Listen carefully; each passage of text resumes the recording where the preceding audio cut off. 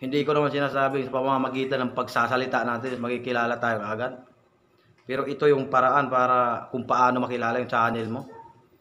Dahil maaaring ngayon nahihirapan ka. Darating din yung panahon na makukuha mo yung tamang diskarte sa pagko-content, pagsasalita. Mahirap talagang magsimula dito sa YouTube, mga idol. Lalo na kung kagaya ko or kagaya mo, kung isa ka rin baguhan dito sa YouTube or nagbabalak ka pa lang na pumasok dito sa YouTube. Mahalagang tandaan natin na ang pagsisimula ng pagiging vlogger or content creator dito sa YouTube is sobrang napakahirap. Mas medyo madali pa sa Facebook magpakilala dahil yung mga kamag-anak mo nandun or mga kaibigan mo.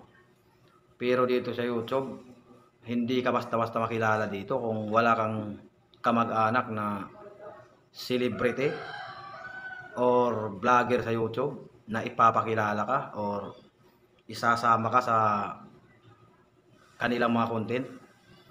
Kaya masasabi kong sobrang hirap talaga magsimula dito sa YouTube. Pero ganun pa man,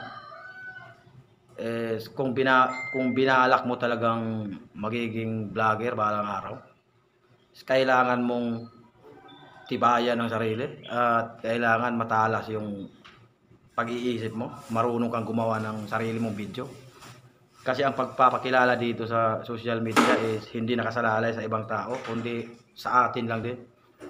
So, pwede tayong makilala sa ibang way, sa ibang paraan. Halimbawa, kung wala ka pang subscriber,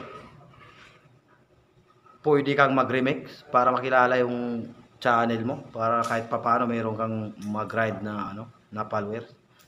Pero hindi ko sinasabi na yun talaga yung gawin mong niche or gawin mong content, dahil ako ginagawa ko yan pero pang grind lang ng subscriber.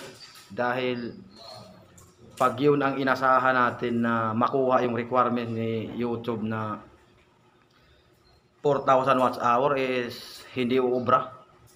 Tandaan natin na pag nag-remix tayo ng video, napakaliit lang ng porsyento yung mapupunta sa atin pag remix lang. Kasi yung parang 60% yata na views ng nire-remix mong content is doon mapupunta sa original na may-ari ng content. So, ang ibig kong sabihin, kung yun lang din yung aasahan natin na gawing content, is hindi madaling makuha yung requirements. Naranasan ko yan dahil medyo matagal na rin ako dito sa YouTube.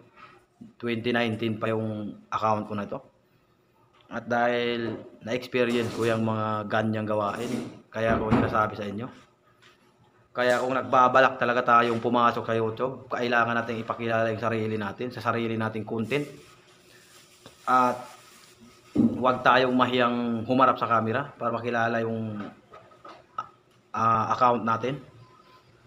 Dahil pag umasa ka sa ibang tao, sa content ng iba, is hindi rin maganda yan. Baka yan pa yung dahilan ng ikakapahamak ng mga account natin pag yan ang lagi natin ginagawa. At alam naman natin na mahigpit na pinagbabawal ni algorithm yung mga ganon na nag-repost ka ng ibang video. Ang sariling content mo talaga yung kinakailangan dito at yun talaga yung hinahanap ng algorithm para i-monetize yung sarili mong channel.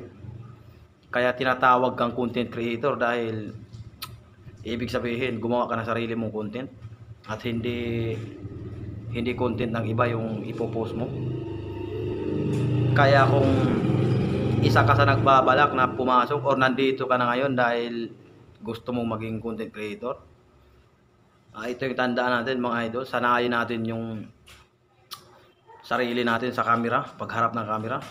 Sanayin natin yung sarili natin na magsasalita. Hindi ko naman sinasabing sa pamamagitan ng pagsasalita natin makikilala tayo agad.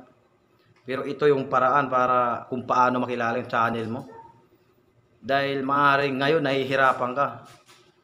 Darating din yung panahon na makukuha mo yung tamang diskarte sa pagko-content, pagsasalita. Manood ka lang na manood ng mga tutorial, mga vlogger na nagbibigay ng tips. Marami naman dito. At sigurado akong makakatulong sa iyo yan.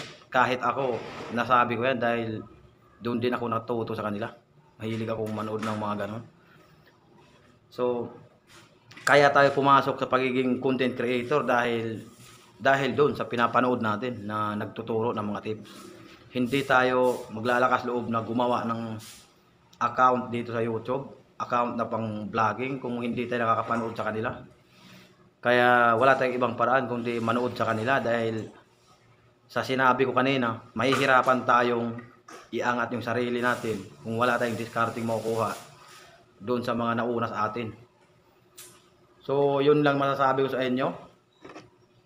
Magandang araw sa panonood. See you sa next video.